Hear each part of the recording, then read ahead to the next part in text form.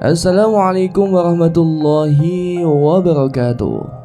Jumpa lagi dengan saya di channel Rabu Misteri. Seperti biasanya, pada kesempatan kali ini saya akan membagikan sebuah kisah misteri. Kisah kali ini ditulis oleh Restu Wiraatmaja yang berjudul Kisah Kelam Tanah Santet. Namun sebelum saya lanjutkan ke inti ceritanya, bagi teman-teman yang belum subscribe silahkan bisa tekan tombol subscribe terlebih dahulu. Dan jangan lupa aktifkan lonceng notifikasinya agar tidak ketinggalan update video terbaru dari kami. Untuk itu langsung saja tanpa perlu berlama-lama lagi. Dan inilah bagian pertama, Kisah Kelam Tanah Santet.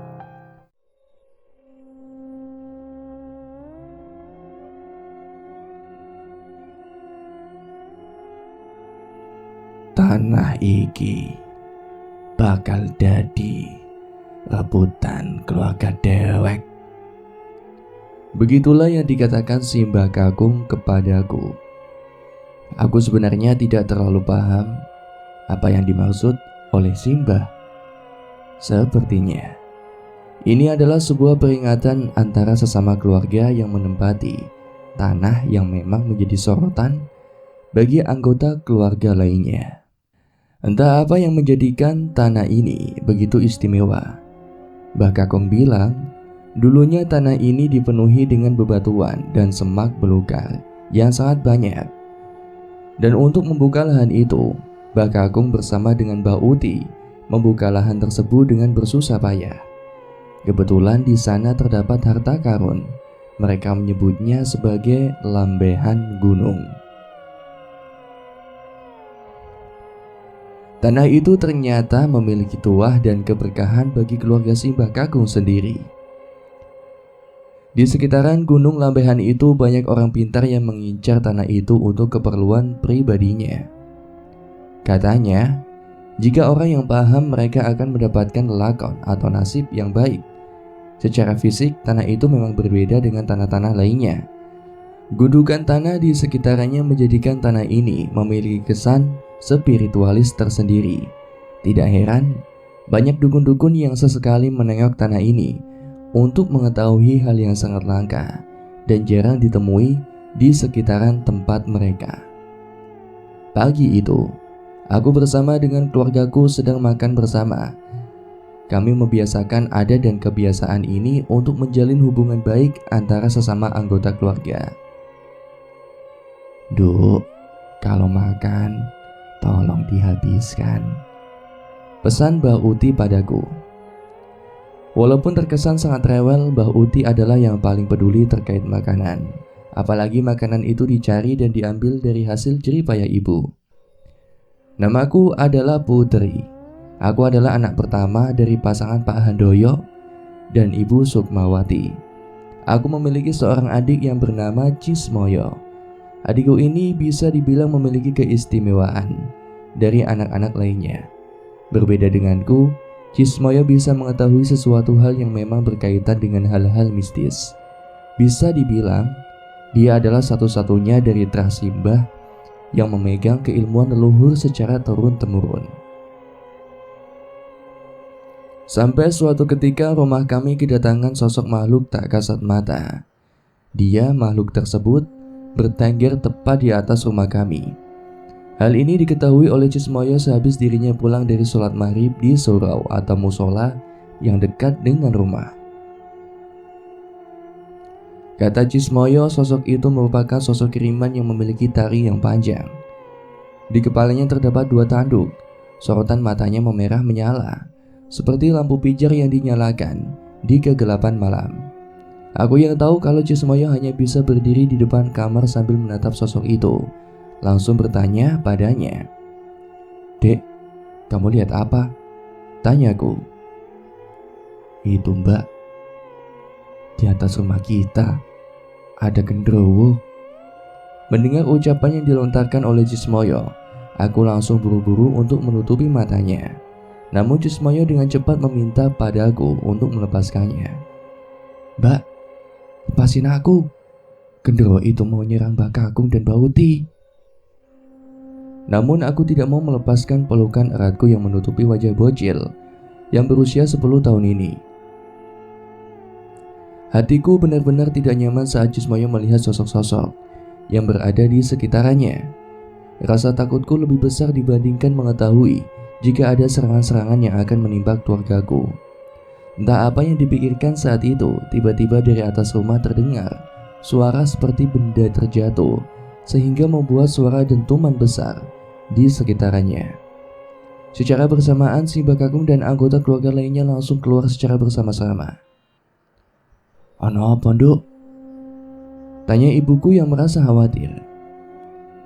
"Bu, Cismoyo ningali genderuwo. Astagfirullah, cepet sini bawa masuk." Ibu langsung menuju ke arahku dan Cismoyo, sedangkan Bakakung dan Mbak Uti, keduanya masih berada di depan rumah sambil menatap ke atas genteng rumahku. Dalam hitungan menit, tubuh Cismoyo sudah berubah suhunya. Sekarang dirinya merasa tidak enak. Ada sesuatu yang benar-benar menganjal di tubuhnya sampai-sampai dirinya terkena demam. "Ambilkan air hangat cepat." Ibu langsung menyuruhku untuk mengambilkan air hangat. Pikirku ibu ingin mengompres dahi Cismoyo dengan menggunakan kain mori. Namun, begitu air hangat aku berikan pada ibu, beliau hanya membasuhi bagian perut dan mengangkat sesuatu yang berasal dari Cismoyo. "Bu, Cismoyo kenapa?" tanyaku pada ibu. "Adikmu iki dikirimi santet," jawab ibu. Mendengar pernyataan dari ibu, aku langsung melihat wajah Cismoyo kecil yang memucat. Bibirnya bergetar seperti dalam keadaan menggigil. Tanganku secara refleks memegang tangan Cismoyo. Batinku terasa sesak di saat adikku satu-satunya mendapatkan serangan kejam seperti ini. Mungkin ini adalah serangan yang menyangkut kepada lampehan gunung yang dikatakan oleh Mbah Kakung. Sementara itu dari luar rumah Mbah Kakung sudah berteriak-teriak seperti orang yang sedang marah. Aku minta izin pada ibu untuk keluar sejenak, namun ibu menyuruhku untuk menutupi bagian kepalaku dengan kain mori. Aku berpikir sejenak, apa fungsinya kain mori ini di kepalaku? Bukannya aku mengenakan hijab dan sudah menutupi kepalaku, namun ibuku tetap memaksa padaku agar aku mengenakan kain mori itu. Katanya, untuk berjaga-jaga agar ketika ada gesekan energi antara genderuwo dan si Bakakung berlangsung, tubuhku tidak tertimpa reruntuhan energi yang berjatuhan dari atap rumah. Aku mengikuti perintah ibu. Dengan hati yang penasaran, aku langsung keluar rumah dan menghampiri Mbah Kakung dan juga Mbak Uti. Si Mbak Uti yang merasa khawatir dengan keadaan Cismoyo langsung menanyakan keadaannya. "Cismoyo aman, Duk. Lagi dibersihin, Mbah, sama ibu. Ikat kain morinya sampai belakang, takut kejatuhan." Mbak Uti membereskan pemakaian kain moriku di kepala. Aku sempat bertanya juga pada Simba, mengapa dirinya tidak mengenakan kain mori yang sama? Apakah karena Simba Uti sudah terlindungi? Mbak nggak pakai kain mori juga. Mbak tidak berkata apa-apa. Dia hanya tersenyum sambil memegangi kepalaku. Mungkin Simba sudah berpengalaman, karena saat harta warisan berupa lambehan gunung yang akan direbut oleh puluhan dukun tanah santet, si Bakakung dan Mbak Uti masih bertahan sampai mampu bisa melindungiku dan juga keluarga kecilku. Si Bakakung masih menarik energi yang berada di atap rumah. Nampaknya genderuwo itu tidak mau pergi dari sana. Secara kekuatan energi, Simba seharusnya bisa cepat untuk membereskannya. Namun karena faktor umur, terkadang semuanya harus dibayar dengan keadaan fisik Simba. "Ese kuat?" tanya Mbak Uti.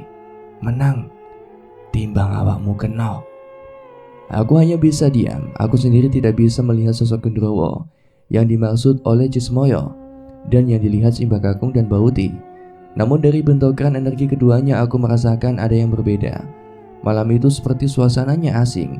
Tidak ada angin sama sekali dan hawanya sedikit panas. Aku tahu mungkin ini adalah efek dari bentrokan energi keduanya lah yang menjadikan perubahan suhu di sekitaran. Setelah setengah jam kemudian, tiba-tiba 5 buah genteng jatuh dari atap rumah. Mbak Uti langsung menarikku untuk mundur beberapa langkah. "Kenapa, Mbah?" "Gendrowonya jatuh." Aku tak paham maksudnya. Apakah karena gendrowo itu kalah dari energi yang dibentrokan bersama dengan Simbah Kakung, sampai-sampai dirinya terjatuh tersungkur di tanah dengan membuat pertanda runtuhnya 5 genteng dari atap rumah?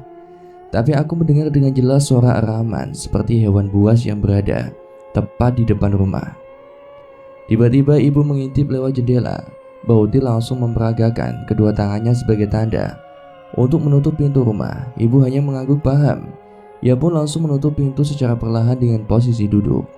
Mula-mula ia menutup bagian kaki pintu, lalu dengan cepat tubuhnya langsung berpindah ke arah kanan pintu dan menutupnya dengan rapat. Simbah Kakung sudah mulai terasa tidak beres dengan tubuhnya. Dari dahi dan juga lehernya, keringat bercucuran sangat banyak. Mbak Uti tahu, tubuh Mbak Kakung sudah tidak mampu untuk menopang besarnya energi yang dikeluarkan oleh gendrowo itu. "Wes, aku sing lawan." Mbak Uti langsung bergerak ke depan, sedangkan Mbak Kakung ia mundur ke belakang sambil memegangi dadanya yang terasa panas. Aku pun langsung membantu Mbak Kakung untuk terduduk dengan lesehan di tanah. Dari hidungnya keluar sedikit darah sebagai bentuk bentrokan fisik yang memang sedikit parah. Kini tinggal Mbak Uti yang bergerak untuk melawan gendrowo yang masih berada di depan rumahnya itu. Hari itu aku melihat si Mbak Uti seperti prajurit perang yang begitu gagah. Tubuhnya yang tegap beserta kuda-kuda yang benar-benar kuat membuatku terpesona dengan keilmuan yang dimilikinya oleh kakek dan nenekku itu. Tangan Mbak Uti juga benar-benar bertenaga. Ia menunjukkan jari telunjuknya ke arah depan rumah, seperti hendak mengangkat sesuatu dari kejauhan. Mulutnya tetap berkemat-kamit mengucapkan sebuah mantra yang tidak aku kenali. Namun secara perlahan semenjak si Mbak Uti yang maju ke depan, tiba-tiba semilir angin perlahan mulai berhembus dan memberikan kesegaran. Langit yang awalnya tertutup awan kini terbuka lebar. Purnama benar-benar memperlihatkan kecantikannya. Dengan perlahan si Mbak Uti menatap ke arahku dengan mata yang telah mengeluarkan sedikit darah. Mbak Uti tersenyum padaku dan berkata, "Wes rampung, Dok." Tiba-tiba tubuhnya langsung tergeletak jatuh. Sontak saja hal itu membuatku berteriak kencang saat menyaksikan tubuh Mbak Uti tergeletak. Namun anehnya, saat aku mendekati si Mbak Uti, dia hanya tersenyum dan berkata, "Ini sudah biasa, Dok. Jangan panikan." "Tapi Mbah, mata Mbah keluar darah." "Ini belum seberapa. Besok-besok akan lebih parah lagi." Keesokan harinya, Mbak Kakung dan Mbak Uti langsung berangkat untuk menuju ke sebuah tempat yang disebut dengan Lambean Gunung. Mereka berdua sebenarnya hanya ingin mengecek lokasi. Namun saat mereka berdua tiba di sana, betapa terkejutnya mereka melihat puluhan telur mentah yang sudah pecah di sekitaran lahan Lambean Gunung itu. Kemungkinan puluhan telur itu adalah media penyerangan yang dilakukan oleh sekelompok orang untuk mendapatkan Lambean Gunung yang dimiliki oleh Simbah Kakung dan Mbak Uti ini. Mengetahui hal itu, Mbak Kakung dan Mbak Uti langsung bergegas untuk menuju rumah. Setelah tiba di rumah, mereka berdua langsung berterus terang pada ibu terkait ancaman santet yang hendak menyerang mereka semua. "Sukma, sebentar lagi bakal purnama. Jaga anak-anak," ucap Mbak Kakung pada ibu. Aku yang kebetulan masih polos tidak mengerti apa yang disampaikan oleh Mbak Kakung terhadap ibuku. Dengan polosnya aku pun bertanya, "Emangnya kalau ada bulan purnama kenapa, Mbah?" Tanyaku pada Mbak Kakung. "Tempat kita ini adalah Lambean Gunung, tempat yang menjadi warisan para leluhur. Banyak tua dan barokah di tempat ini. Namun karena banyak juga orang yang menginginkan tanah ini, bisa dipastikan tanah ini akan menjadi tanah penuh santet." Lambean gunung yang dimaksud oleh Simbah Kakung adalah tempat bertemunya lempengan tanah dengan di hadapannya langsung menghadap sungai.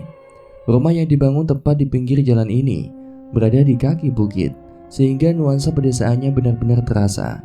Karena tempat ini bersih dan bertuah, banyak orang yang menginginkan tempat ini. Bisa dibilang, tanah warisan ini sedang diperebutkan banyak pihak, baik dari keluarga sendiri ataupun orang-orang yang menginginkan tanah itu dengan berbagai ambisinya. Namun sekali lagi si Mbah Kakung dan juga Mbah Putri tidak menginginkan tanah itu jatuh ke tangan orang-orang yang kotor, yang dipenuhi dengan dosa dan nafsu belaka. Jika tanah ini sampai jatuh ke orang yang salah, maka keseimbangan tanah Banyuwangi akan bergeser. Malam harinya keluargaku kedatangan seorang tamu. Tamu tersebut ternyata masih ada ikatan keluarga dengan keluargaku. Dia merupakan adik dari Pak Handonyo, suami Ibu Sukma. Dia bernama Pak Ijo. Pak Ijo sendiri tinggal di sebuah desa yang letaknya tidak terlalu jauh dengan desa yang keluarga kami tinggali. Kedatangan Pak Ijo sendiri sebenarnya sudah diketahui oleh Mbak Kakung. Entah apa maksud dan tujuan dari Pak Ijo sendiri untuk mendatangi keluargaku. Namun aku sendiri merasa tidak enak dengan maksud dan tujuan dari Pak Ijo sendiri. Akhirnya secara belak-belakan, Pak Ijo pun memberitahukan maksud dan tujuan kedatangannya ke rumahku. Dia menawarkan pada Simba untuk menjual tanah atau lahan di lambean gunung. Pak Ijo merasa tertarik dengan lahan atau tanah yang berada di lambean gunung karena memiliki daya tarik tersendiri.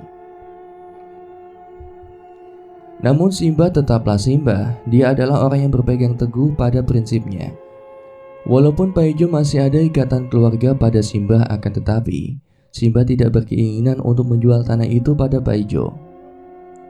Aku wis weruh maksud tujuanmu, Jo. Kira-kira kalimat itulah yang dilontarkan oleh Simba pada Pak Ijo. Aku sendiri langsung melihat raut wajah Pak Ijo saat Simba mengucapkan kalimat yang sangat menusuk itu. Seketika raut wajah Pak Ijo menjadi tidak senang. Ia seringkali menatap tajam ke arah Simba sembari memain-mainkan jari jemarinya. Sampai kapan tanah itu dipertahankan? Mas Handoyo juga mesti mendapatkan bagian dari hak warisnya, Mbah, ucap Pak Ijo dengan nada agak tinggi. Itu hak Handoyo, kakakmu. Kau tidak mendapatkan hak sedikit pun untuk mendapatkan tanah lambean gunung itu, jelas Simba Kakung. Pak Ijo pun menggebrak meja dengan kencang sampai-sampai aku dan Jismoyo langsung berlindung pada ibu karena ketakutan. Bah, tanah itu tanah incaran. Tanah yang ingin dimiliki oleh para dukun di tempat ini.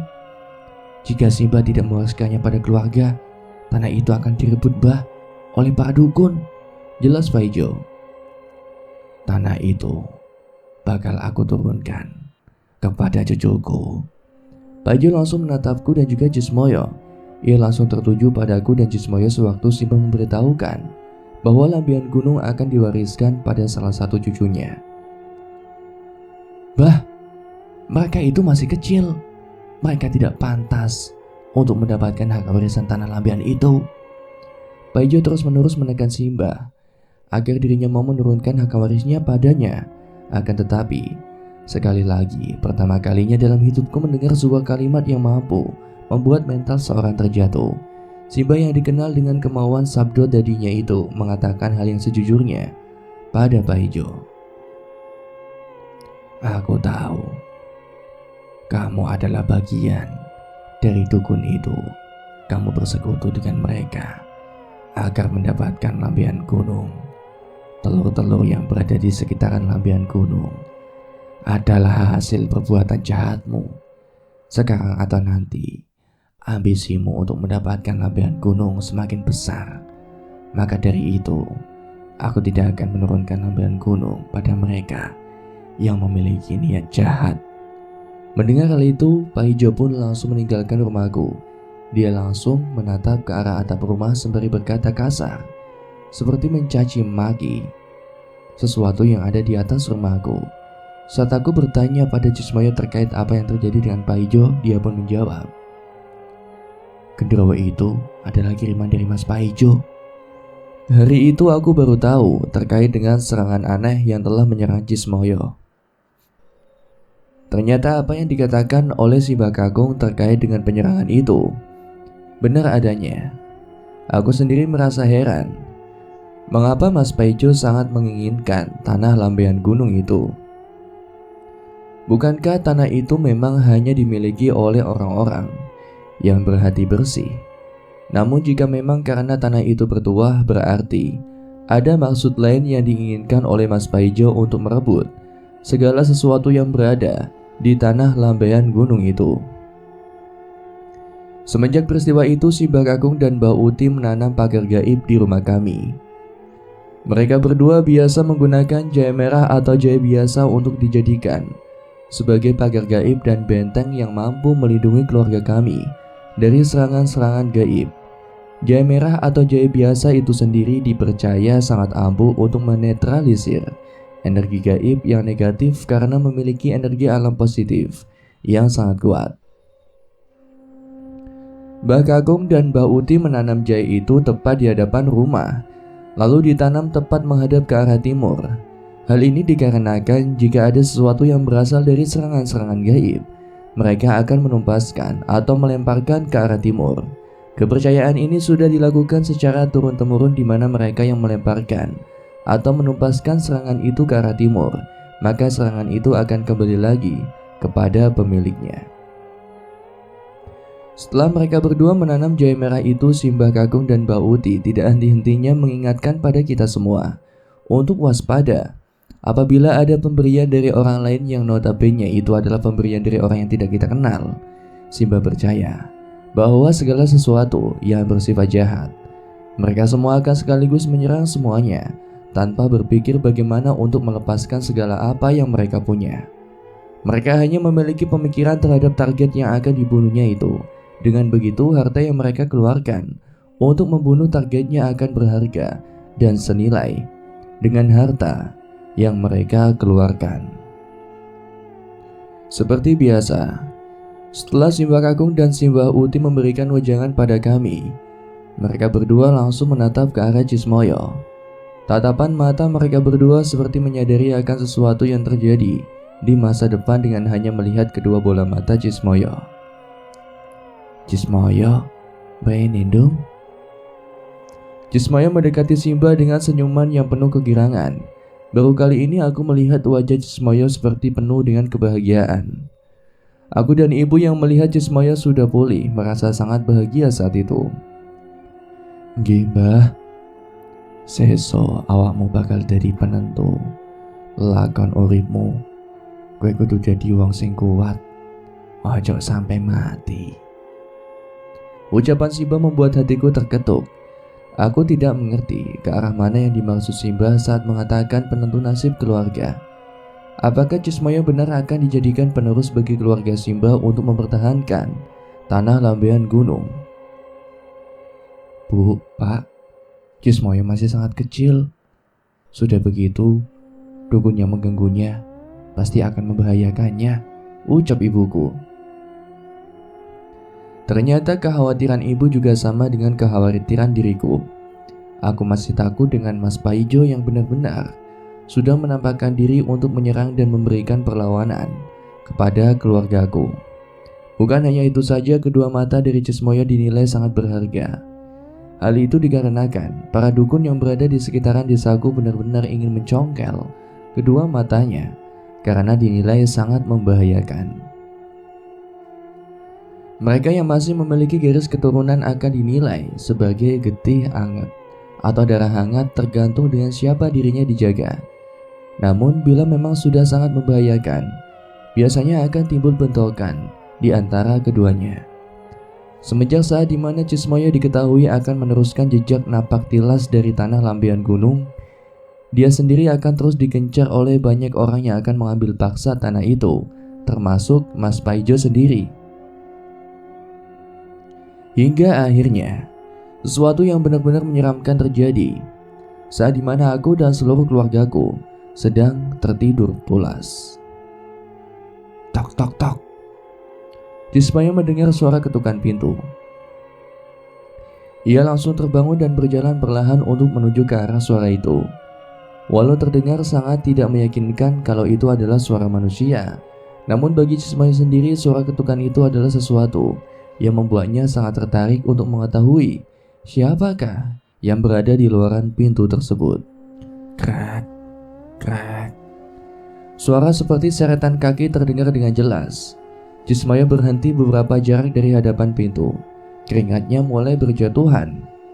Tangan Cismoyo langsung menuju ke arah pintu tersebut sambil mengatakan sesuatu. Awakmu sopo?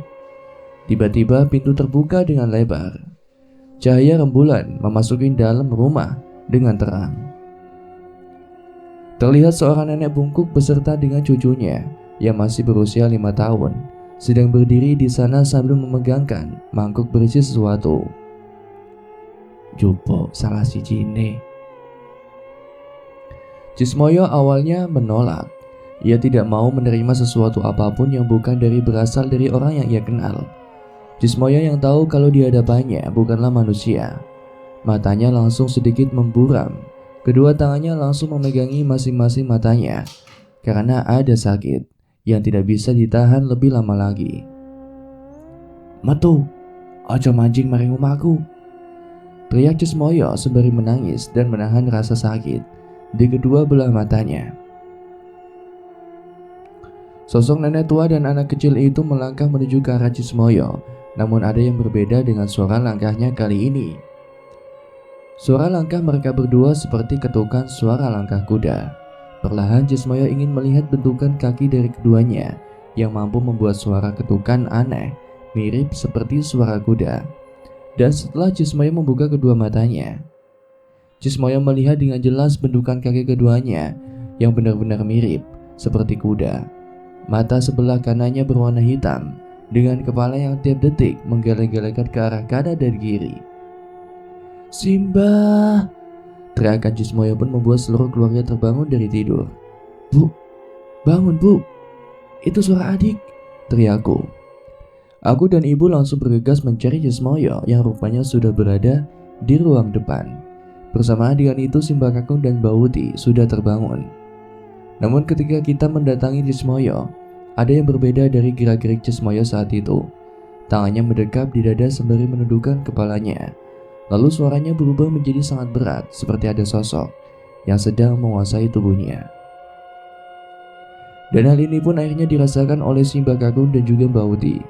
Keduanya benar-benar paham jika sesuatu yang merasuki tubuh Cismoyo adalah leluhurnya yang akan memberikan sebuah pesan. Nang apa awak memancing ning putuku? Suara itu yang terucap pertama kali dari mulut Cismoyo. Aku yang mendengarnya sempat tak percaya bahwa itu adalah suara Cismoyo. Ono pesen apa? Tanya Simba Kakung.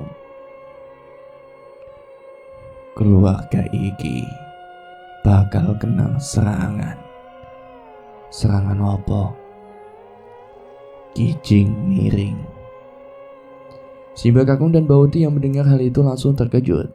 Aku tidak mengerti mengapa keduanya seperti orang panik sewaktu kalimat kijing miring itu diucapkan oleh sosok yang merasuki tubuh Cismoyo. Aku wis ra sanggup ngadep menungso angkara. Sapa sing bakal ngirim kijing miring kuwi? Tiba-tiba Cismoyo mengangkat kepalanya ke hadapan Simba Kakung dan Simba Uti. Keduanya benar-benar tidak yakin jika sosok yang merasuki tubuh Cismoyo akan mengucapkan pelaku dalam pengiriman kijing miring pada keluarga Simba. Wedhus ireng. Bruk. Tubuh Cismoyo langsung ambruk ketika dirinya menyebutkan kalimat wedhus ireng pada Simba Kakung dan juga Bauti. Namun saat dimana Cismoyo tidak sadarkan diri, hanya ibu yang membantu dan menolong Cismoyo. Sedangkan Mbah Kakung dan Bauti, keduanya tidak membantu ibu. Mbah, kijing miring iku apa? Tanyaku dengan rasa penasaran yang sangat tinggi. Mbah Kakung dan Bauti menatap tajam ke arahku, seolah-olah pertanyaanku adalah penambah beban pikiran mereka berdua. Lalu kenapa sosok itu merasuki Cismoyo? Aku masih melontarkan banyak pertanyaan. Bukan karena aku tidak sopan atau tidak memiliki adab. Namun aku sendiri masih tidak mengerti mengapa keluargaku sendiri tidak merasakan kerasan atau nyaman di tiap waktunya. Kejadian seperti ini sudah sering kali terjadi. Aku sendiri berniat untuk menghentikan hal ini. Namun bagaimana itu bisa terjadi? Sedangkan aku sendiri tidak mengerti cara rahasia yang ditutup-tutupi oleh simbahku sendiri. Berbeda dengan ibu, justru dia tidak mau ikut campur apakah kejadian ini juga ada kaitannya dengan kematian ayahku. Bauti pun akhirnya mendekat. Kedua tangannya sudah bersiap-siap. entah ingin menamparku atau ingin melayangkan bonggeman mentah ke arahku. Aku tahu Simba akan marah jika aku tidak menjaga adab dan sopan santun pada orang yang lebih tua. Namun kali ini aku melihat Simba Uti mendekatiku dengan raut wajah yang penuh kesedihan. Tak terasa air matanya terjatuh saat aku menanyakan hal itu pada Simba. "Duk, jangan tanya itu lagi ya. Kamu tidak perlu tahu," ucap Simba sambil memeluk tubuhku. "Kenapa, Mbah?" "Kamu tidak perlu tahu. Itu bukan ranah kamu." Pelukannya semakin erat seperti ada bahasa tersirat yang benar-benar ingin disampaikan oleh Simba padaku. "Jaga adikmu. Dia akan jadi target." "Target apa, Mbah?" Baudi melepaskan pelukannya. Ia mengusap rambutku dengan penuh kasih sayang dan rasa iba yang sangat tinggi. Tampaknya ada sesuatu yang memang dirahasiakan oleh Simba sampai-sampai dirinya melarangku untuk mengetahui apa maksud dari kijing miring itu. Orang yang memiliki kemampuan secara turun-temurun dari leluhurnya. Dia adalah orang yang memiliki anugerah. Namun, ujiannya akan dihadapinya sangatlah besar, jelas Simba Uti. "Tapi Mbah, bukankah Cismayo tidak terikat akan lambean gunung?" tanyaku. "Dia adalah satu-satunya trah atau keturunan kita yang akan menjaga lambean gunung dari para dukun termasuk Mas Pahijo sendiri.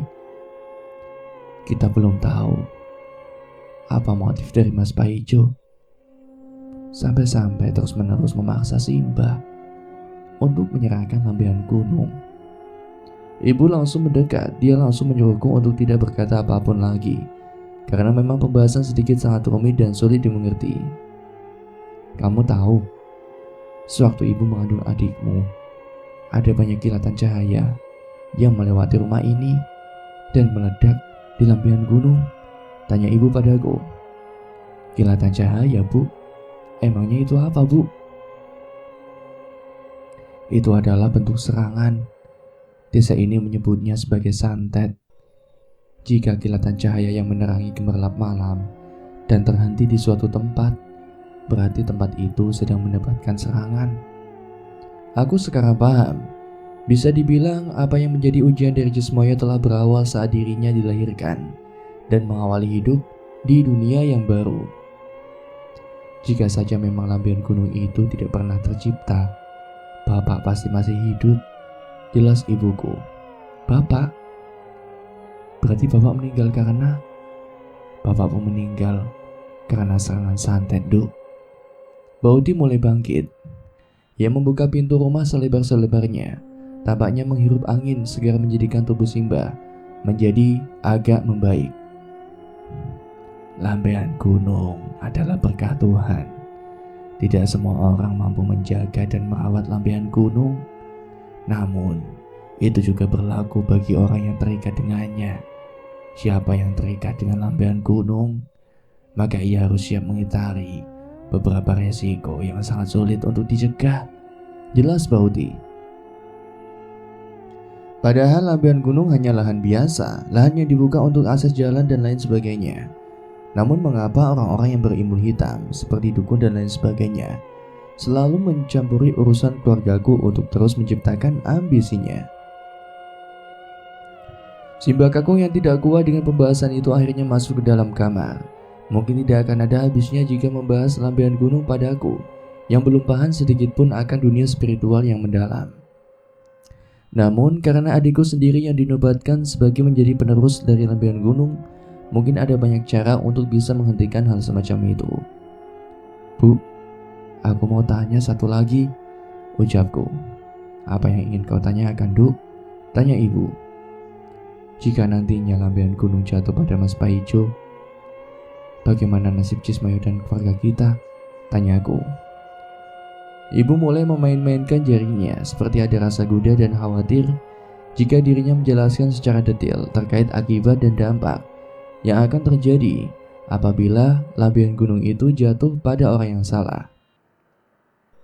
"Ibarat sungai yang mengalir deras dan jernih, maka sungai itu akan cepat mengering dan menyebar kerusakan bagi semua makhluk yang ada di dalamnya. Ikan-ikan akan mati, tumbuhan akan layu, air bersih akan langka, dan bebatuan menjadi tanah seutuhnya. Jadi singkatnya, kita semua akan mati, Bu. Tanyaku.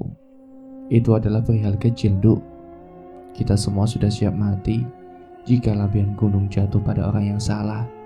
Namun yang paling berdampak besar bagi seluruh warga yang ada di sekitar sini, mereka semua akan melihat rupa iblis yang menakutkan, yang mampu menjadikan semua orang terhisap akan energi negatif yang dikeluarkannya. Kita menyebutnya dengan demit wedhus ireng. Demit wedhus ireng, Bu? Benar, salah satu demit yang penuh dengan keserakahan. Demit itu akan memberikan kesepakatan terkait apa yang diinginkan oleh tuannya. Penjelasan itu membuatku agak paham sedikit akan satu hal. Jika nantinya keluargaku akan menjadi target, berarti semua dukun akan terus-menerus menyerang hingga keturunannya yang mewarisi lampion gunung meninggal dunia. Setelah kondisi Cismoyo sudah membaik, si Mbak Uti pun menyuruh kita semua untuk tidur. Semua penerangan di rumah dimatikan, pintu dan jendela ditutup secara rapat. Malam itu si Mbak Uti langsung berbisik-bisik pada Mbak Kakung di dalam kamarnya. Aku sengaja ingin mencari tahu apa yang dibicarakan oleh mereka berdua terkait penyerangan yang akan terjadi di saat Purnama mulai menampakkan diri. Apa ora salah? Dadi ke Cismoyo kanggo wadah selanjutnya? Tanya Mbak Uti. Aku yakin Cismoyo bakal kuat ngadepi iki. Mbak Uti merasa bimbang dengan keputusan yang telah si Mbak Kakung putuskan untuk menjadikan Cismoyo sebagai wadah selanjutnya. Namun dirinya juga tidak bisa menolak jika pilihan itu adalah hal yang seharusnya benar-benar akan terjadi. Karena memang tidak ada pembahasan lain, aku pun berencana untuk masuk kamar. Namun entah mengapa, tiba-tiba hujan turun dengan derasnya. Kilatan petir pun memberikan cahaya yang jelas tepat di hadapan jendela yang tertutup gorden. Semakin petir itu menggelegar, semakin jelas bayangan yang terbentuk tepat di depan jendela rumah. Aku menangkap sebuah gambaran yang terbentuk secara nyata. Di sana ada sosok bayangan hitam yang memiliki tanduk sembari membawa sesuatu yang berada di tangannya. Bu, itu siapa? Tanyaku sembari menuju ke kamar ibu. Aku langsung mengetuk pintu kamar ibu yang sedang meniduri Cismoyo. Tak lama kemudian ibu keluar sambil menanyakan apa yang baru saja aku lihat. Bu, ana wong liya ning ngarep omah. Ibuku langsung menatap ke arah yang sama. Tiba-tiba sosok bayangan yang bertanduk itu perlahan meninggalkan rumah. Ibu langsung mengetuk kamar si Mbak Kakung dan si Mbak Uti. Kami semua langsung panik saat itu. Pasalnya kami mengira bahwa serangan itu telah usai, akan tetapi sesuatu yang baru saja datang merupakan apa yang baru saja kita obrolkan sebelumnya. Dia adalah sosok kiriman yang akan mengeksekusi keluarga kita satu persatu. Iblis dengan bentukan kepala kambing baru saja mendatangi kami tepat di mana hujan turun dengan derasnya. Bu, Dek teko. Si Mbak Kakung dan si Mbak Uti langsung keluar dari kamar. Mereka berdua langsung menanyakan apa yang baru saja terjadi. Apa maksudmu? Demit kuwi dugi ning ngarep omah. Putri, kamu lihat sosok itu? Aku hanya diam, entah mengapa tubuhku benar-benar kaku. Aku tidak bisa menggerakkan sedikit pun tubuhku. Ternyata efeknya baru terasa ketika demit itu meninggalkan rumah. Putri, jawab, Duk, teriak ibu. Sukma, cupuk wedang anget ning buri, teriak si Mbak Kakung. Astagfirullahaladzim. Sapa sing kirim demit kowe ning ngarep omah? Iki wis bengi. Tidak lama berselang, ibu mendatangi Simba sembari membawakan air hangat. Niki Bu, aku dipaksa minum air hangat dengan posisi mulut yang sangat kaku dan tidak bisa digerakkan. Mangap, Duk, mangap. Tapi tetap saja aku tidak bisa membukakan mulutku. Aku rasa mulutku terkunci saat itu. Pandanganku juga sudah mulai kabur. Pendengaranku hilang sesaat. Apa yang terjadi denganku saat itu? Duk, mangap. Putri, Istighfar, Du. Istighfar. Semuanya benar-benar risau dengan keadaanku saat itu. Aku tidak bisa melakukan apa-apa selain tenggorokanku ditekan hebat oleh Mbak Kakung hingga mulutku akhirnya terbuka sedikit. Mlebuke banyune, saiki, teriak Mbak Kakung. Ibu langsung memasukkan air itu ke dalam mulutku. Ajaibnya aku langsung sadarkan diri dan berteriak seperti orang ketakutan. Aku langsung memeluk tubuh ibuku. Ibu tahu jika aku merasakan ketakutan yang benar-benar hebat, sampai-sampai sukmaku sulit untuk dikembalikan. Sukma, sesok pasang pagar gaib ning omah.